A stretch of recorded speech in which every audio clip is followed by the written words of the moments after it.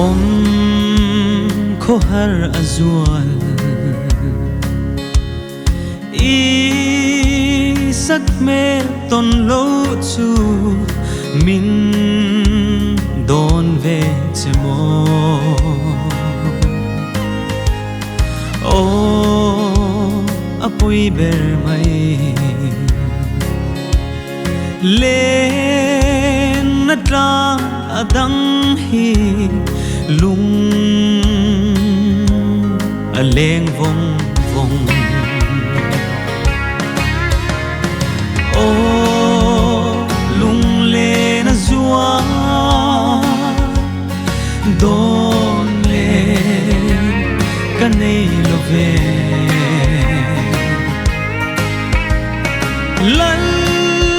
lun ne kangai vong vong che o i moi ben mai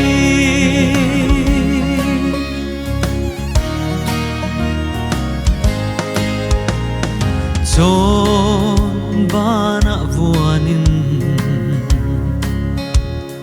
i mangai bia thu di pa rang min lan la in then to long o ti ya i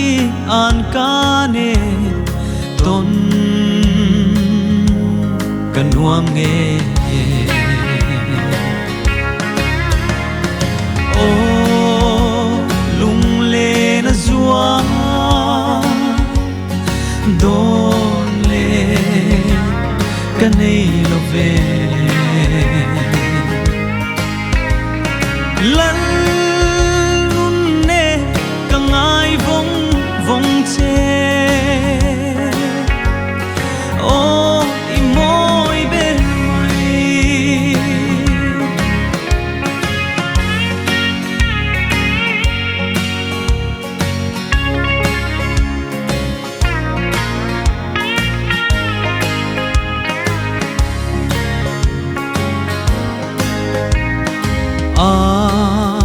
rem mai lo mo di run mun alen hi nang nen chuan in e sui lung len tra na thin lai chum ang jing hi za ten akia ang o lung le na zua don le kanei lo ve lan